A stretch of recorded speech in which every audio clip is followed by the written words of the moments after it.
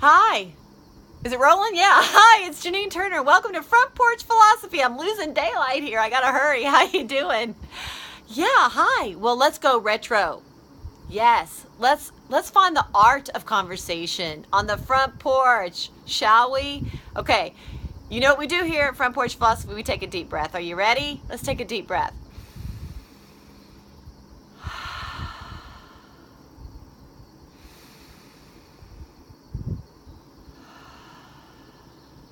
Isn't it amazing? Are you taking deep breaths throughout the day? It's really, truly amazing. So, I'm not a philosopher. I'm not a professional philosopher, but that doesn't mean that you and I cannot philosophize, does it? And I love this book by Samuel Stump, Socrates to Sartre, and we've been walking through it. And if you'd like to catch up, everything's at my Janine Turner Front Porch Philosophy YouTube channel. That's where you can find everything. And don't forget to listen to my God on the Go's 1 minute daily inspirations. Kind of busy around here, and I hope you share. Okay, so we've been talking about, in case you're just catching up, we've talked about Heraclitus and Socrates and Plato, whom I love, and Aristotle and Epicurus. And today we're going to talk about the Stoics.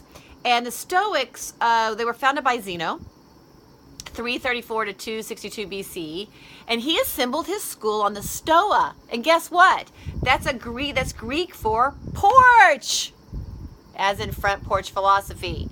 So that's kind of cool.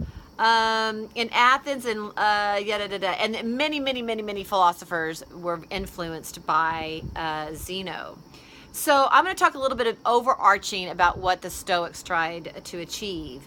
The Stoics aimed at happiness, but this is by Samuel Stump. But unlike the Epicureans, what's that flying around? Oh, what's that? Okay, it's getting interesting out here because it's getting darker. Unlike the Epicureans, they did not expect to find it in pleasure. So remember the Epicureans, Epicurus, they wanted to find happiness in pleasure. But they wanted to be limited. It's all, you can find it from yesterday's. Instead, the Stoics sought happiness through wisdom, a wisdom by which to control what lay within human power and to accept the dignified resignation of what had to be. I guess that's the word Stoic comes from, right?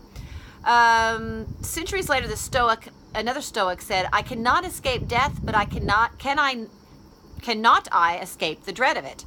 I cannot escape death, but cannot I escape the dread of it?" That was another Stoic said that. So I feel like I have something biting me here. But what I thought was interesting is developing the same theme in a more general way. He wrote, this is Epictetus. That was the Stoic.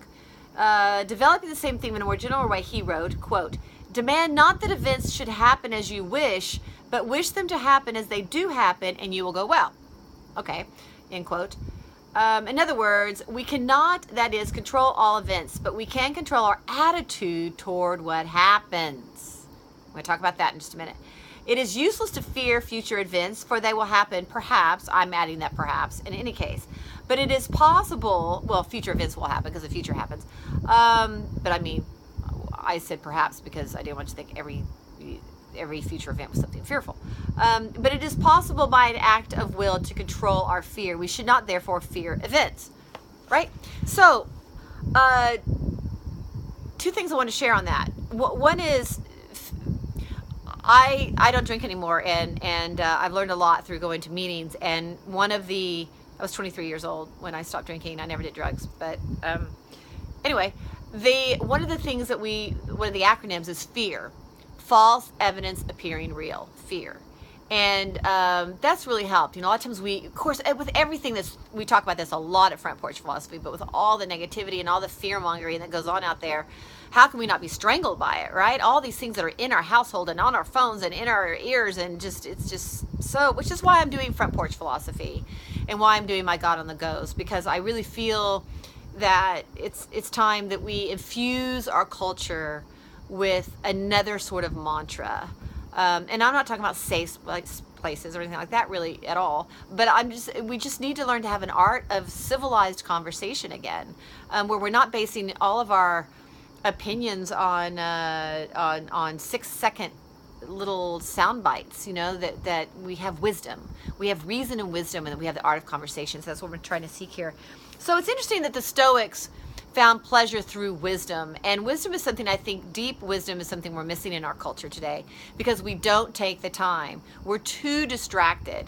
We don't take the time to actually read a newspaper. A lot of us don't, right? That we don't have the art of conversation anymore. And that's where the beauty of life really, really is. I also like what the Stoics talk about in regard to attitude. Another saying we have is make gratitude your attitude. And that one's really, really helped me. When I think that I'm having a bad day, or I always try to switch my attitude and say I need to make my attitude gratitude for the things that I do have, because I have so many things to be grateful for. It may not be what I'm wishing for right now, and it may not be, maybe it didn't turn out exactly how I wanted, but I still have so much to be grateful for. And making my attitude one of gratitude really, really helps. And to think of all those others out there that are suffering. And of course, we all suffer in our way, and we all have our crosses to bear, so to speak. But we get through them one day at a time, and finding a way to make gratitude or attitude. Sometimes I say to myself, I'm just so lucky to have hot water, or I'm just so lucky to have this wonderful, comfortable bed. You know what I mean? Sometimes you can just think like that. I'm so grateful for a really delicious sweet potato. I mean, you know what? It's like gratitude. Gratitude makes our attitude so much more lovely. And gosh knows we are countering so much negativity that it's good just to keep it going. And so when we face something, keep it going in a positive way. When we find something that we're fearful, remember, false evidence appearing real. And as FDR said, there's nothing to fear but fear itself. Stoics would have liked that one, right? Okay, I hope you have a beautiful, wonderful, happy, philosophical